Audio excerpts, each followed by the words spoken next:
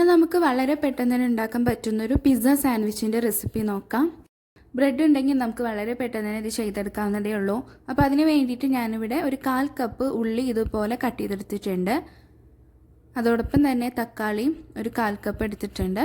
അതേ അളവിൽ തന്നെ പിന്നെ കുറച്ച് ക്യാപ്സിക്കം കൂടി എടുത്തിട്ടുണ്ട്, അത് ഇട്ട് കൊടുക്കാം. ആവശ്യത്തിനുള്ള ഉപ്പ് ഇതിലേക്ക് ഇട്ട് കൊടുക്കുന്നുണ്ട്. പിന്നെ വേണ്ടത് പിസ്സ സീസണിങ് ആണ്, അതൊരു 1/4 ടീസ്പൂൺ ഇട്ട് കൊടുക്കാം. 1/4 ടീസ്പൂൺ ചില്ലി ഫ്ലേക്സും കൂടെ ഇട്ട് കൊടുക്കുന്നുണ്ട്. എല്ലാം കൂടെ ഒന്ന് നല്ലപോലെ ഒന്ന് മിക്സ് ചെയ്തിട്ട് എടുക്കാം.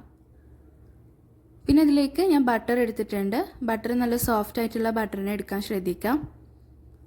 4 സ്ലൈസ് ബ്രെഡാണ് ഞാൻ ഇതിലേക്ക് വേണ്ടി എടുക്കുന്നത്. പിന്നെ ഒരു 3/4 കപ്പ് ചീസും കൂടെ എടുക്കുന്നുണ്ട്. ബട്ടർ ഫ്രിഡ്ജിൽ നിന്ന് എടുത്തിട്ട് അതിൻ്റെ തണുപ്പൊക്കെ വിട്ട് കഴിഞ്ഞാൽ നല്ലപോലെ സോഫ്റ്റായി കിട്ടിക്കോളും. അതിനുശേഷം ഇതുപോലെ സ്പൂൺ വെച്ചിട്ട് ഒന്നും കൂടി ഒന്ന് മിക്സ് ചെയ്തെടുത്താൽ നമുക്ക് ബ്രെഡിലൊക്കെ സ്പ്രെഡ് ചെയ്യേണ്ട രീതിയിലായി കിട്ടിക്കോളും. അപ്പോൾ ഇതുപോലെയാണ് വേണ്ടത്. പിന്നെ ഞാൻ ഇതിലേക്ക് കെച്ചപ്പാണ് എടുക്കുന്നത്. പിസ്സ സോസ് ഉണ്ടെങ്കിൽ അത് എടുക്കാം. 3 ടേബിൾ സ്പൂൺ കെച്ചപ്പ് എടുത്തിട്ടുണ്ട്.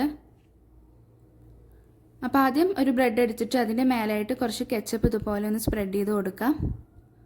ഇതുപോലെ എല്ലാ ഭാഗത്തേക്കും എത്തുന്ന രീതിയിൽ സ്പ്രെഡ് ചെയ്ത് കൊടുത്തിട്ടുണ്ട്.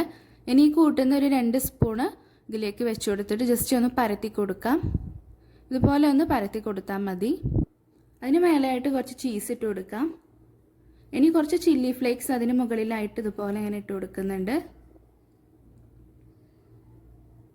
ഇനി അടുത്ത ബ്രെഡ് എടുത്തിട്ട് അതിനും അല്പം കെച്ചപ്പ് ആക്കിയിട്ട് ഇതിന് മുകളിലായിട്ട് വെച്ച് കൊടുക്കാം. അപ്പോൾ ഇത് വെച്ച് കൊടുക്കുമ്പോൾ ജസ്റ്റ് ഒന്ന് പ്രസ് ചെയ്തിട്ട് വെച്ച് കൊടുക്കാം. മെല്ലെ പതുക്കെ ഒന്ന് പ്രസ് ചെയ്ത് കൊടുത്താൽ മതിയാവും.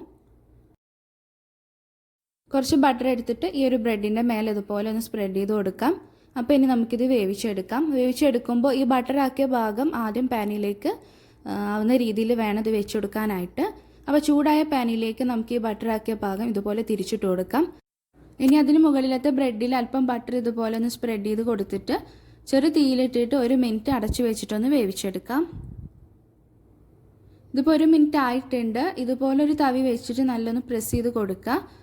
ഇതുപോലെ പ്രസ് ചെയ്ത് കൊടുക്കുകയാണെങ്കിൽ ചീസൊക്കെ നല്ലോണം ചൂടായി ഒന്ന് മെൽറ്റായി കിട്ടിക്കോളും. എന്നിട്ട് ഇതൊന്ന് തിരിച്ചിട്ട് കൊടുക്കാം. ആ ഒരു സൈഡും നമുക്കിതുപോലെ 1 മിനിറ്റ് ഒന്ന് വേവിച്ചെടുക്കാം. തീ കുറച്ച് തന്നെ വെക്കുക. ഇനി ഇത് അടച്ചു വെക്കേണ്ട ആവശ്യമൊന്നുമില്ല. ചെറിയ തീയിലിട്ട് അങ്ങനെ വേവിച്ച് കൊടുത്താൽ മതിയാവും. അപ്പോൾ നമ്മുടെ പിസ്സ സാൻഡ്വിച്ച് ഇവിടെ റെഡി ആയിട്ടുണ്ട്. ഇത്രയേ ഉള്ളൂ. വളരെ ഈസി ആയിട്ട് മിനിറ്റുകൾ കൊണ്ട് ഉണ്ടാക്കിയെടുക്കാൻ പറ്റുന്ന നല്ലൊരു പിസ്സ സാൻഡ്വിച്ച് റെഡി ആയിട്ടുണ്ട്. അപ്പോൾ ട്രൈ ചെയ്ത് നോക്കുക കേട്ടോ. സാധാരണ നമ്മൾ ബ്രെഡ് കൊണ്ട് പിസ്സ ഉണ്ടാക്കിയെടുക്കുമ്പോൾ അതിന് മേലെ ആയിട്ട് ഒരു ബ്രെഡ് വെക്കാറില്ല. ഇതിപ്പോൾ നമ്മൾ സാൻഡ്വിച്ച് ആക്കി ഉണ്ടാക്കിയെടുക്കുമ്പോൾ നല്ല ടേസ്റ്റ് തന്നെയാണ്. അപ്പോൾ ട്രൈ ചെയ്ത് നോക്കിയിട്ട് നിങ്ങളുടെ ഫീഡ്ബാക്കൊക്കെ ഒന്ന് അറിയിക്കണേ. അപ്പോൾ ഇതുപോലത്തെ കൂടുതൽ ഈസി റെസിപ്പികൾക്കായിട്ട് നമ്മുടെ ചാനൽ ഒന്ന് സബ്സ്ക്രൈബ് ചെയ്യാൻ മറക്കരുത്. ഇൻഷാല്ലാ വീണ്ടും നല്ലൊരു റെസിപ്പി ആയിട്ട് നമുക്ക് വീണ്ടും കാണാം.